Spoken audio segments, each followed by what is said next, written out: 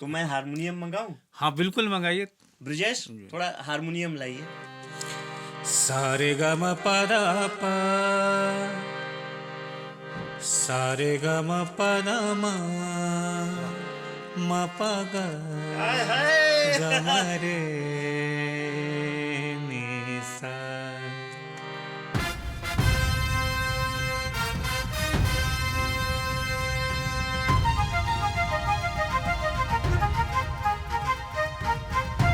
गोपाल की चौपाल। नमस्कार दोस्तों, मैं गोपाल पांडे आप सभी का बहुत बहुत स्वागत करता हूं अपने खास कार्यक्रम गोपाल की चौपाल में। मित्रों, आज मुझे एक बहुत खूबसूरत शेर याद आ रहा है कि संगीत की धुनों में उसने जीवन पिरोया, हर राग हर ताल से अपने सपनों को संजोया, गांव से उठकर सितारों तक पहुंचा, उसका हर सुर सभी के दिलों को है छूता। जी हां साथियों, 90s का वो दौर जब ना इंस्टा था, ना व्हाट्सएप था, ना फेसबुक था। ऐसे समय में एक छोटे से कस्बे में एक कलाकार का जन्म होता है। वो एक ऐसा दौर था जब बड़ी बड़ी प्रतिभाएं साधन के अभाव में अपना दम तोड़ दिया करती थी। ऐसे में अंबिकापुर जैसे एक छोटे कस्बे में एक प्रतिभा का जन्म होता है, जिसके मन में सिर्फ एक जुनून, एक दिन मुझे कला के क्षेत्र में अपने शहर का नाम रोशन करना है। जी हां साथियों, मैं बात कर रहा हूं उस प्रतिभावान कलाकार का जिसने हमारे शहर का नाम ना सिर्फ मध्य भारत में बल्कि पूरे देश और अब तो पूरे विश्व में अंबिकापुर को जिनके नाम से जाना जा रहा है, ऐसा फनकार आज हमारे बीच में उपस्थित है। मैं बहुत बहुत स्वागत करता हूं लखन सिन्हा जी का। बहुत बहुत धन्यवाद गोपाल जी, इतना बड़ा सम्मान देने के लिए। और खासकर आपके गोपाल की चौपाल के जितने भी दर्शक हैं, आप सभी को नमस्कार करता हूँ। फक्र की तो बात मेरे लिए है कि आज इस छोटे से मंच पे आप जैसे हस्ताक्षर का मैं नहीं बहुत बड़ी इंटरव्यू मंच करने है जा रहा हूँ और अपने साथियों से आपको मिलवाना चाहता जी हूँ। बिल्कुल। क्योंकि अंबिकापुर में 90s का वो दौर जब यहाँ पे कोई संगीत के बारे में कुछ जानता ही नहीं था, और ऐसे समय में आपके दिमाग में ये कैसे बात आया कि आपको संगीत और कला के क्षेत्र में ही कोई काम करना है? देखिए, ये तो मैं इसको भगवान ईश्वर की कृपा से ही जोड़ सकते हैं इस चीज़ को। हालांकि मेरे घर में मेरी माँ बहुत अच्छा गाती थी जी। बिहारी गाना, भोजपुरी गाना गाती थी। मेरे भैया भी गिटार बजाते थे, पर भैया से सीखने में डर लगता था, काफ़ी छोटा था मैं। तो मेरे घर के सामने ही एक पंप हाउस हुआ करता था जो पानी सप्लाई पहले करते थे, शायद अभी भी है कई जगह पे। जी जी। तो वहाँ एक थे भैया, बोलता था उनको, नवीन भैया नाम है उनका। वो ड्यूटी करते थे, नाइट ड्यूटी करते थे जी। वो शाम को 6-7 बजे आ जाते थे। अपने साथ एक बेंजो लाया करते थे वो। और बेंजो इतना अट्रैक्ट इंस्ट्रूमेंट है वो आज भी मुझे इतना पसंद है। मैं हालांकि अब तो कीबोर्ड पियानो बजाता हूँ जी। लेकिन बेंजो का जो अट्रैक्शन है वो कभी ख़त्म नहीं होने वाला। तो वो अक्सर उसको बजाया करते थे जी। मैं खड़ा होकर देखता था, उनको बोलता था भैया थोड़ा मेरे को भी सिखा दीजिए आप। तो मुझे याद उन्होंने एक गाना सिखाया था, जीना यहाँ मरना यहाँ गाना था। वो गाना मेरे को बेंजो में सिखाया था। मैं बहुत जल्दी उसको पिकअप किया उस गाने को। फिर इसी तरह 1-2 गाना और सिखाए, फिर चल पड़ा। मुझे याद है वो दौर जब आपको मैं पहली बार कीबोर्ड बजाते हुए देखा था, और मैं बहुत अचंभित था। मैं तो बहुत छोटा था उस समय, फिर भी मैं ऐसा देख रहा था कि एक आदमी 2 गानों को एक साथ प्ले कर रहा है। उसका राइट हैंड दूसरा गाना बजा रहा है, लेफ्ट हैंड दूसरा गाना बजा रहा है। और मुझे वो दौर याद है कि जब अंबिकापुर में कोई ऑर्केस्ट्रा को जानता नहीं था। अंबिकापुर की बात छोड़िए, पूरे छत्तीसगढ़ और मध्य भारत में ही ऑर्केस्ट्रा का चलन बहुत कम था। बहुत कम था, गिनती में थे जी। और उस दौर में मुझे याद है कि जब आपका कहीं पे कार्यक्रम हुआ करता था तो पूरी पब्लिक पागल हो जाया करती थी कि आज लखन सिन्हा जी का कीबोर्ड सुनने का मुझे अवसर प्राप्त हुआ। उस समय कीबोर्ड एक मैं तो लेकर के आया था, मेरे ख्याल से मुझे याद है 1992 में मैं कीबोर्ड लेकर आया था यहाँ। जी जी। और वो कीबोर्ड मैं कलकत्ता से लेकर के आया था। हाँ। और वो मतलब ऐसा था कि एक भीड़ लगता था मेरे यहाँ देखने के लिए, वो कैसा है बाजा कैसा है। गांव के लोग जो मेरे यहाँ काम करते थे वो तो उसको रेडियो बोलते थे कि ये रेडियो अलग कौन टाइप का रेडियो है बोलते थे। और फिर धीरे धीरे उसको मैं शो में स्टेज में लेके जाने लगा, जी, तो जी। पब्लिक के लिए भी बिल्कुल अलग साउंड की, एक इंस्ट्रूमेंट में इतना सारा आवाज़ कैसे आ रहा है। हम्म, और थोड़ा भगवान की दया से बजाने भी लगा था मैं, तो बस चलता रहा। तो जैसा आपने बताया कि आप बेंजो से आपने शुरुआत जी। किया, तो बेंजो बजाते बजाते फिर आपका दिमाग इधर कीबोर्ड यानी ऑर्गन उसको बोलते हैं, इलेक्ट्रॉनिक जी, हाँ, इंस्ट्रूमेंट, हाँ, हाँ। उधर आपका ध्यान कैसे गया कि इसको भी मुझे प्ले करना चाहिए? हाँ, मैं तो देखिए जब बेंजो बजाते रहा तो अंबिकापुर में जो संगीत के जो एक तरह से शुरुआत करने वाले सुरवे भैया, अनिल सुरवे भैया रहे हैं, जी, जी, सुरवे परिवार रहा है, जी। तो उनका एक ऑर्केस्ट्रा हुआ करता था एस गोल्डन। हाँ, मैं धीरे से वहाँ गया, उनसे मिला, बड़ा रिक्वेस्ट किया, वो कुछ दिन मुझे ट्राई किए, बेंजो बजाने के लिए मुझे अपने ग्रुप में रख लिए। जी, और वहाँ कोई कीबोर्ड बजाने वाला था नहीं, एक छोटा सा कीबोर्ड वो रखे थे, पर मुझे भी जल्दी से बजाने नहीं देते थे, डरते थे कि टूट जाएगा, ये हो जाएगा, उसमें बहुत बड़ी बात होती थी हाँ, कीबोर्ड। हाँ, बिल्कुल। तो बट उनके पास कोई ऑप्शन था नहीं। हाँ, वो बोले कि लखन तुम बजा रहे हो, उस समय मेरा नाम लक्ष्मण हुआ करता था, लक्ष्मण। लखन नाम नहीं था मेरा। जी, जी, जी, लक्ष्मण अभी भी मेरा मतलब आधार कार्ड में लक्ष्मण नाम ही है, जी। तो लक्ष्मण नाम से ही बोलते थे कि लक्ष्मण तुम अब कीबोर्ड चलो धीरे धीरे प्रैक्टिस करो, लेकिन पहले हारमोनियम का प्रैक्टिस कर लो, हाथ उसमें साफ करो, तब तुमको कीबोर्ड दूंगा। हाँ, फिर वो कीबोर्ड मुझे अपना देना चालू किए, फिर मैं बजाते गया। हाँ, उसके बाद फिर एक फिल्म आई राम लखन। जी। राम लखन फिल्म आई तो लोग फिर वहीं से बोलने यार लक्ष्मण राय का लखन ही कर दो, तो वहीं से जो मेरा नाम लखन पड़ गया, और लखन के लोग नाम से लोग मुझे जानते हैं। जी, जी, जी, राम लखन, जिसमें अनिल कपूर जी का अनिल नाम कपूर का नाम था। उसमें बड़ा एक फेमस गीत था, बहुत फेमस गीत है, my name is Lakhan. My name is Lakhan. जी। देखिए, मुझे जहाँ तक याद है कि वो एक ऐसा दौर था कि आप बेंजो से शुरुआत किए, कीबोर्ड पे आए, लेकिन आपने अपने मेहनत से अंबिकापुर के नाम को बहुत दूर दूर तक रोशन किया, और लोगों का प्यार है। अंबिकापुर को आपके कीबोर्ड से जाना लगा था। क्योंकि मुझे याद है कि एक बार मैं भोपाल गया था किसी अपने व्यक्तिगत काम से, वहाँ एक बहुत बहुत बड़े म्यूजिक डायरेक्टर मुझसे मिले थे, तो उन्होंने मुझसे ये कहा था कि आपके अंबिकापुर में एक लखन सिन्हा जी हैं, कभी मौका मिलेगा तो मैं उनसे सीखूंगा। निश्चित तौर पे ये मेरे लिए बहुत शॉकिंग था। मुझे बहुत अच्छा लगा कि हमारे शहर के हमारे लखन भैया को भोपाल में इस तरह से सम्मान दिया जा रहा है। फिर बाद में मैंने आपको बताया भी था जी जी भैया इस बिल्कुल विषय में। बताया था मुझे याद है। जी। तो संगीत के आगे की शिक्षा दीक्षा के लिए, इसकी बारीकियों को समझने के लिए आपने किस तरह से प्रयास किया? क्योंकि अंबिकापुर तो एक बहुत छोटा सा जगह था, और मुझे याद है कि यहाँ पे संगीत सीखने के लिए मन में बहुत लोगों की इच्छा तो थी, लेकिन किससे सीखे, ये एक बहुत बड़ा प्रश्न चिन्ह बहुत था। बड़ा प्रश्न है। तो आपने किस तरह से इसकी तैयारी की देखिए, थी? मैं क्या था कि जनरली उस दौर पे जी। जब कोई भी आर्टिस्ट कीबोर्ड बजाता था तो वो एक हाथ से बजाता था, और मैं लेकिन जब मैं कोई गाना सुनता था तो मुझे ना कुछ लगता था, जो कोई भी हम गाना सुनते हैं उसके पीछे बैकग्राउंड म्यूजिक चलता है, जी। कई सारे इंस्ट्रूमेंट चलते हैं, जी। तो वो इंस्ट्रूमेंट कौन बजाएगा, हाँ। वो कैसे बजता होगा, वो गाने के पीछे पीछे जो कुछ चलता रहता है जी। वो बैकग्राउंड म्यूजिक, तो जनरली लोग उस पर ध्यान नहीं देते थे, जी। और मैं उस पर ही फोकस करता था जी। कि पीछे जो बज रहा है उसको मैं बहुत उभार देता था। मैं कह रहा ये सब भी तो काम है, और बड़ा इंपॉर्टेंट काम था वो, पर पहले लोग नहीं ध्यान देते थे, वो मेन म्यूजिक जो पार्ट है उसको बजा के छोड़ देते थे।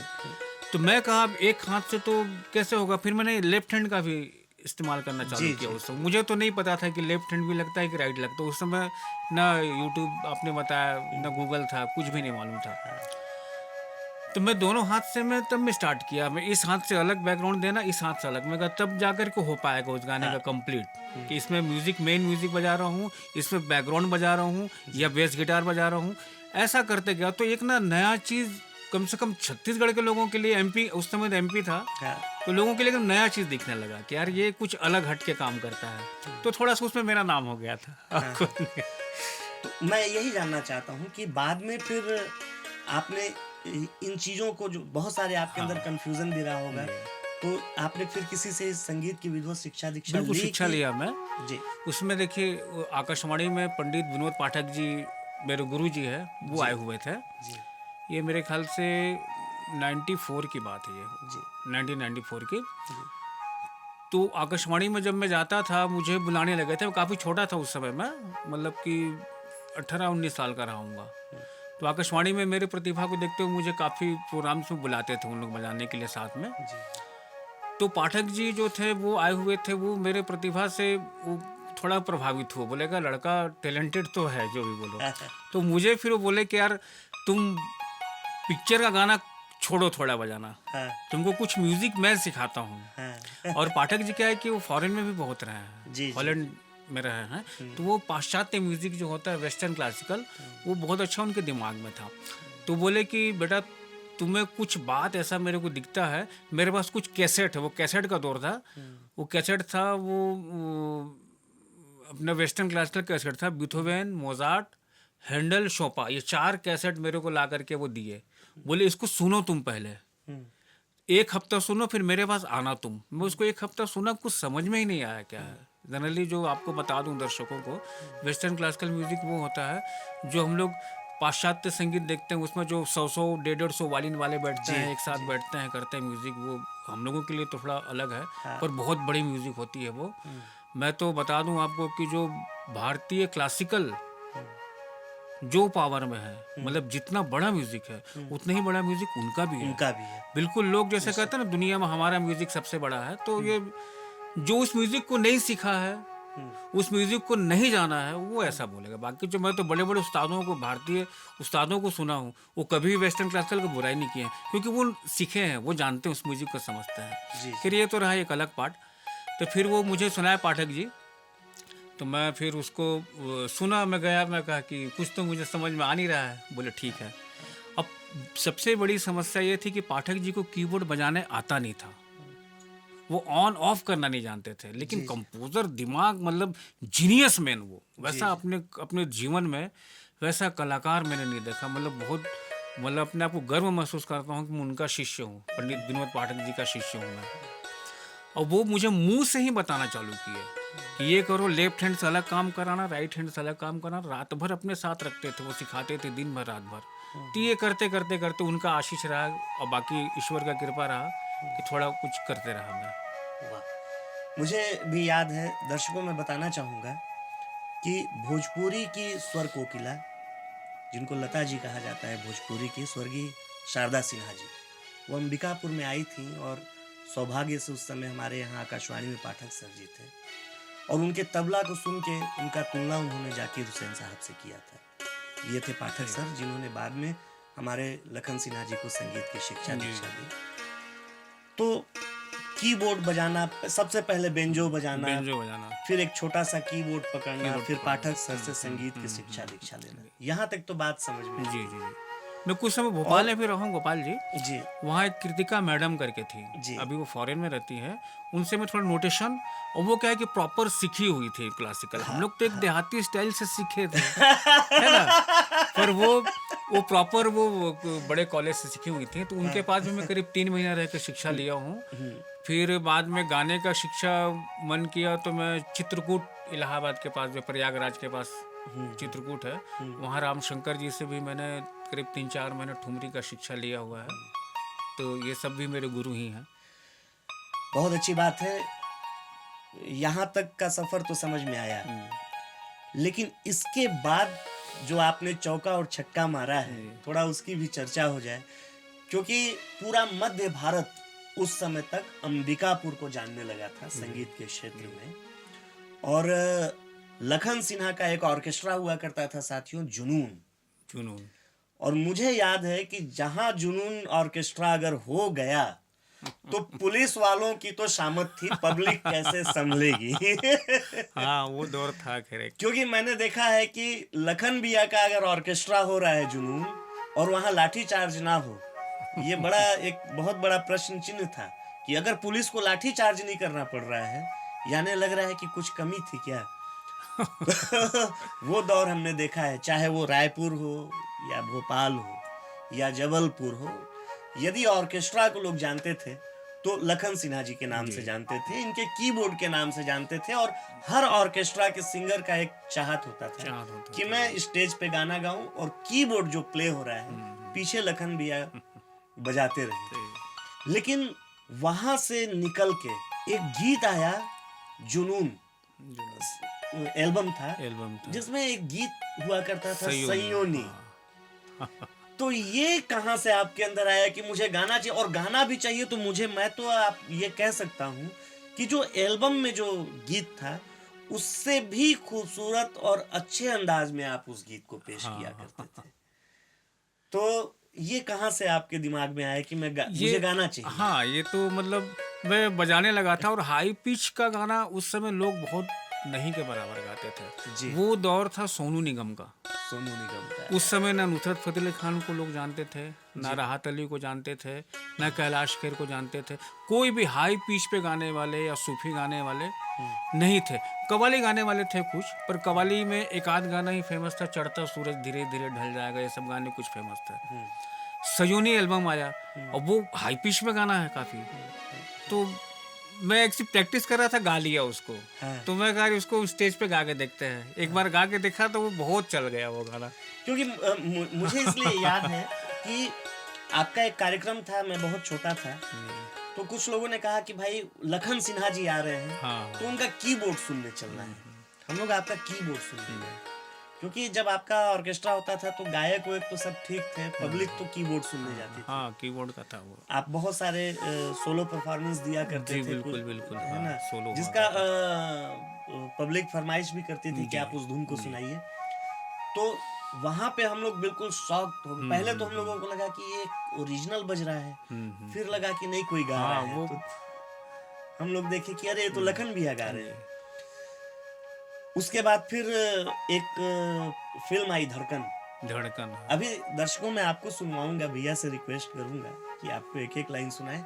धड़कन में एक गीत आया, दूल्हे का सेहरा।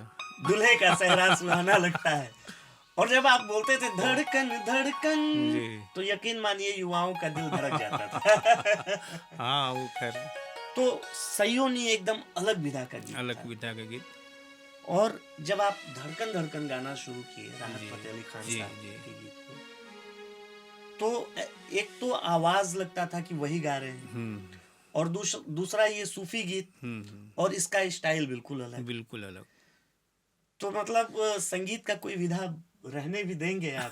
नहीं नहीं, ईश्वर का कृपा है कि बस गा लेता हूँ, और मैं तो इतना।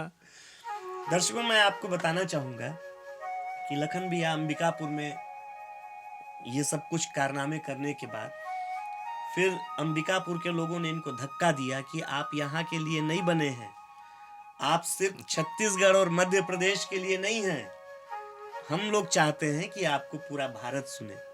और हम लोग बहुत इनको धक्का देके बॉम्बे भेजे, जाना नहीं चाहते थे। अभी भी भैया का मन जो है वो बम्बई में लगता नहीं, मुंबई, अंबिकापुर में दिल यही है, दिल यही है, तो बीच बीच में चले आते हैं। और मुंबई में इस समय लखन भैया हैं, वहाँ पे बहुत सारे स्टूडेंट को इनके वहाँ जाने का फायदा मिल रहा है, और साथ ही बहुत सारे सीरियल्स में लखन भैया ने अपना बैकग्राउंड म्यूजिक दिया है, बहुत से गीतों में अपना म्यूजिक दिया है। और एक बहुत फेमस कार्यक्रम आता था सब टीवी पे, वाह वाह क्या बात, वाह वाह क्या बात है। उसके म्यूजिक डायरेक्टर जो हैं वो लखन भैया हैं।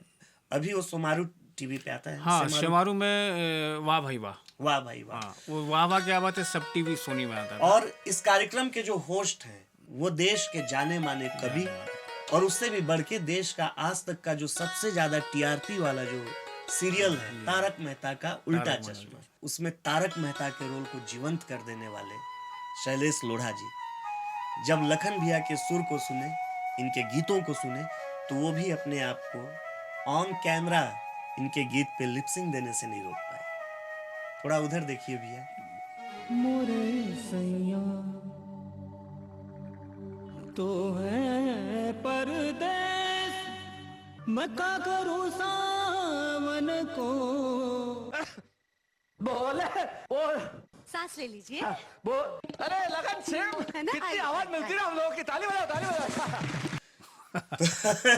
तो ये कैसे हुआ, इसके बारे में थोड़ा बताइए। ये देखिए, मेरे को जब मैं यहाँ से मैं गया था मुंबई जी, तो मुझे कुछ समझ में नहीं आ रहा था। मेरे पास सिर्फ 7,000 रुपये था, हाँ, जेब में, और ये सन है 2004 की बात है। जी जी। तो 7,000 उस समय भी बहुत बड़ी रकम नहीं होती थी। हाँ। मैं गया, वहाँ रहने ठहरने का बहुत मुश्किल हुआ, कुछ समझ में नहीं आ रहा था। चला गया, मुझे जाना है जाना है जाना है।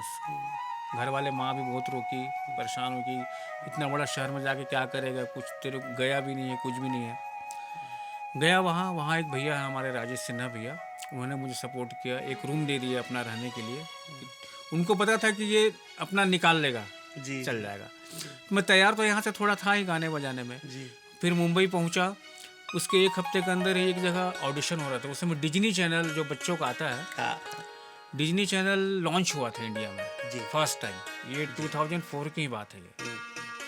तो वहाँ ऑडिशन चल रहा था। उनको एक ऐसा म्यूजिक डायरेक्टर चाहिए था जो कीबोर्ड बजाए और लाइव कंपोज करे म्यूजिक।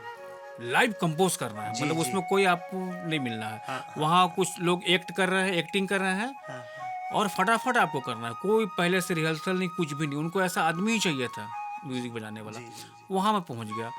डर था, हड़बड़ा गया बहुत ज़्यादा, कैसे होगा, क्या होगा, कैसे करूँ। मैं तो एक समय वहाँ देखा काफ़ी लोग को उतर के भाग गया था। मेरा अपना कहाँ चलने वाला है, मुंबई अभी अभी आया हूँ और बहुत ज़्यादा एकदम हाई फाई इंग्लिश एकदम चल रहा था। मैं तो एकदम लोकल अपना कांटे अपना सरगुजा से गया था। हाँ, फिर एक दोस्त वो मेरे को बोला कि जाओ, नहीं होगा तो आने तो देंगे। मैं कहा हाँ यार, ये बात भी तो सही है। फिर से मैं गया, फर्स्ट फ्लोर में चल रहा था ऑडिशन, उसका गया और वो मुझे फिर बताया ये सीन है, आप इसमें कैसे म्यूजिक दोगे। मैं भगवान का नाम लिया और मैं बनाते गया। वो 3-4 सीन दिए, मैं 3-4 सीन में मैंने बना दिया। जी, और वो वहीं पे वो जो ऑडिशन लेने वाले बोले यही चाहिए अपने को। हाँ, हाँ, वहीं से मुझे काम मिला और वो जो काम मिला वो मुंबई में मैं ठहर गया। जी, वो मुझे मतलब ये भगवान का ही कृपा था हाँ, हाँ, कि ऐसा लोग स्ट्रगल सालों साल करते हैं, मुझे स्ट्रगल नहीं करना पड़ा कभी भी, स्ट्रगल नहीं कब भी नहीं करना पड़ा। हालांकि अब तो अभी भी कर रहा हूँ मैं स्ट्रगल, एक अच्छा काम की तलाश में मैं भी हूँ, जी, शायद ईश्वर कभी पूरा करे। जी, लेकिन रहने खाने का जो मेरा इंतज़ाम ना, भगवान ने बहुत अच्छा भरपूर कर दिया। हाँ। जी खैर देखिए, वो तो ये तो कहा ही गया है कि प्रतिभा को कोई दबा नहीं सकता। यदि आपके अंदर प्रतिभा है तो आज नहीं कल आपको मौका जरूर मिलेगा। तो क्या हुआ, जो मेरे लिए जो टर्निंग पॉइंट था मुंबई में, भिलाई के जो पंकज मिश्रा जी हैं, जी, वो काफ़ी अच्छे प्रोग्राम्स वहाँ करते हैं। प्रोग्राम्स मीन्स मतलब सीरियल बनाते हैं, एडिटिंग करते हैं, काफ़ी नाम है उनका, बड़ा काम करते हैं। वो बहुत बड़े आर्टिस्ट, वैसी ज़मीन में रहने वाले आर्टिस्ट, मुझे तो बहुत मानते हैं। मैं भी उनको बहुत मानता हूँ। और उनसे फिर वो मेरे डिज्नी चैनल के बाद जो है उनसे मेरी मुलाकात हुई है। जी, तो डिज्नी के चैनल के बाद एक लंबा गैप हो गया था थोड़ा मेरे पास काम का, तो वो मुझे मिला। वो मेरे काम से काफ़ी प्रभावित थे जी, और वो मेरे को बोले कि मैं एक सीरियल बना रहा हूँ। वाह वाह, क्या बात है। अच्छा, तो उसमें जो है आपको पूरा म्यूज़िक देखना है।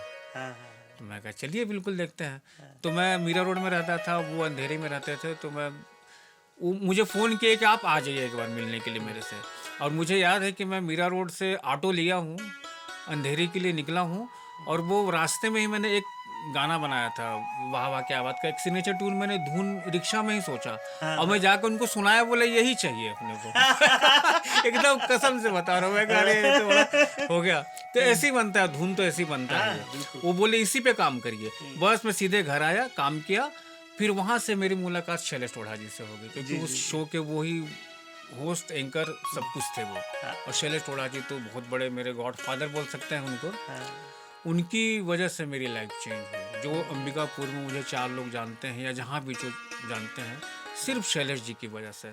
इतने अच्छे इंसान, इतने बड़े कलाकार, इतने दिलदार आदमी जी, कि मतलब मैं उनको तो मैं क्या कहूँ। तो जरा इसको बताइए ना कि वो जो हम लोगों ने देखा, एक बहुत वायरल हुआ वीडियो जिसमें आप जो है वो छुप के गा रहे हैं और शैलेश टोढ़ा जी, जो क्लिप अभी थोड़ी देर पहले हम लोगों ने चलाया। जी। तो ये कैसे हुआ है? ये पंकज मिश्रा जी का क्रिएशन था, क्रिएटिव था ये। वो बोले थे कि एक शो में अचानक मुझे बोले, शूट चल रहा था, वो बोले कि लखन जी आपको गाना गाना है। मैं कहा मैं गाना में बहुत दिन से रियाज में नहीं हूँ, अभी मैं तो खाली बजा रहा हूँ। अरे नहीं आपको क्या रियाज की जरूरत। मैं ऐसा नहीं होता, अब बिना रियाज का नुसरत फतेह साहब का गाना आप गाने के लिए बोलेंगे तो कैसे होगा। अरे नहीं आपको गाना है। बस मैं चला और वो शैलेश जी को बोले आपको इस पे लिपसिंग करना है, जी, इसको एक थोड़ा सा बनाते हैं इंटरेस्टिंग। तो वहां से वो बना गाना और वो बहुत वायरल हुआ वीडियो। तो गाने गाने का इतना सारा बात हो गया, हमारे दर्शक भी सोचते होंगे कि थोड़ा 2 लाइन हाँ हाँ हाँ तो मैं हारमोनियम मंगाऊं? हाँ, बिल्कुल मंगाइए। ब्रिजेश, थोड़ा हारमोनियम लाइए। तो लीजिए दर्शकों, हमारे पास ये हारमोनियम आ गया है और हमारे साथ यहाँ पे बैठे हुए हैं लखन भैया। और मैं आशा करता हूँ कि आप इस कार्यक्रम को बहुत इंजॉय कर रहे होंगे। चलते चलते आइए सुनते हैं भैया से कुछ नगमे। चलिए, मैं आपको एक फेमस गज़ल जी। मेहदी हसन साहब का, जो मुझे भी बहुत ज़्यादा पसंद है, वो आपको सुनाता हूँ। जी जी जी। दर्शकों को सुना देता हूँ। सारे ग म प द प, सारे ग म प द म प ग हाय हाय। ग म रे नि सा। गुंचाए शौख लगा है खिलने, क्या बात है। गुंचाए शौख लगा है खिलने, आहा। फिर मुझे याद किया है दिल ने, अरे वाह भैया। गुंचाए शौख लगा है खिलने,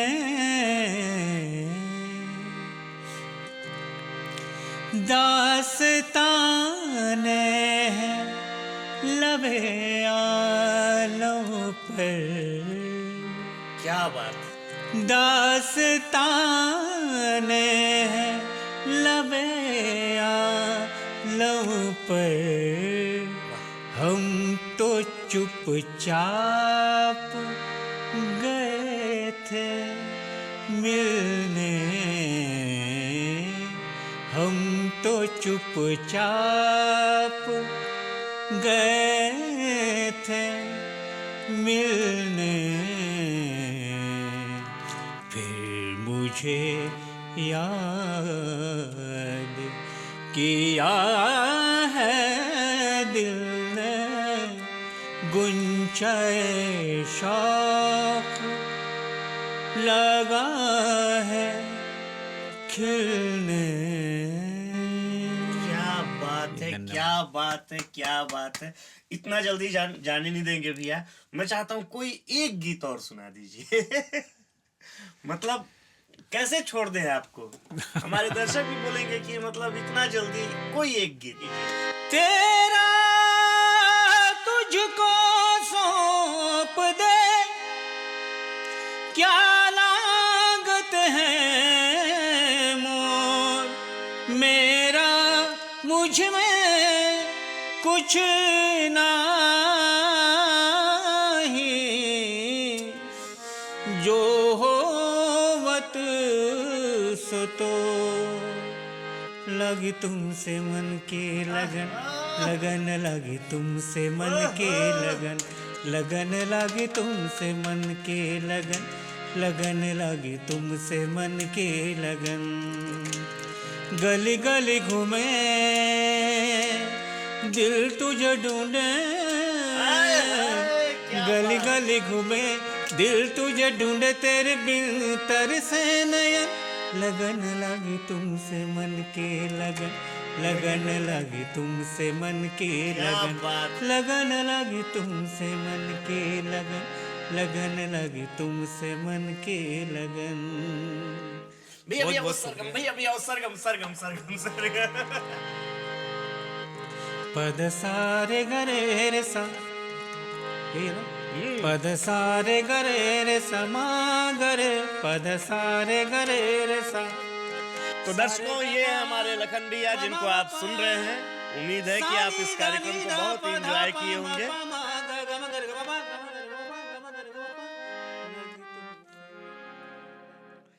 तो यहीं पे हम आप सभी से लेते हैं विदा, क्योंकि मेरे एक एक रोंगटे खड़े हो गए हैं लखन भैया के इस गीत को सुन के। और सच कहिए तो मैं इनका बहुत बड़ा फैन हूँ। फिलहाल वक्त हमें इशारा कर रहा है कार्यक्रम को समाप्त करने के लिए। मैं आप सभी से लेता हूँ लास्ट विदा। में देखिए गोपाल जी, विदा करने से पहले मैं आपको एक शब्द बोलना चाहूँगा जो मुझे शुरू में बोलना चाहिए था, मैं सोच के भी आया था, भूल गया। आप मुझे पसंद करते हैं, आपने जैसे बोला कि आप मेरे फैन हैं, मैं सही मायने में बोलूं तो मैं भी आपका फैन हूँ, बल्कि मैं ज़्यादा हूँ।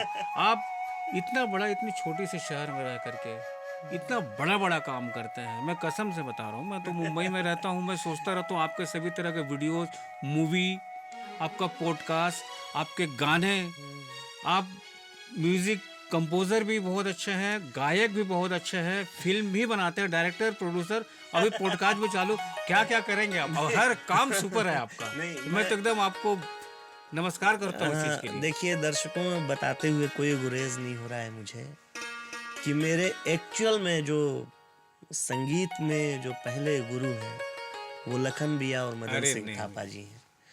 और अभी थोड़ी देर पहले मैं भैया से कह रहा था कि मैं यहाँ तक का जो सफ़र तय कर पाया उसके पीछे इन्हीं लोगों का बहुत बड़ा हाथ है। अगर लखन भैया मुझे मंच नहीं दिए होते तो मैंने कहा ना कि प्रसाधन के अभाव में बड़ी बड़ी प्रतिभाएं जो हैं वो सिसकियां लेते हुए समाप्त हो जाती हैं।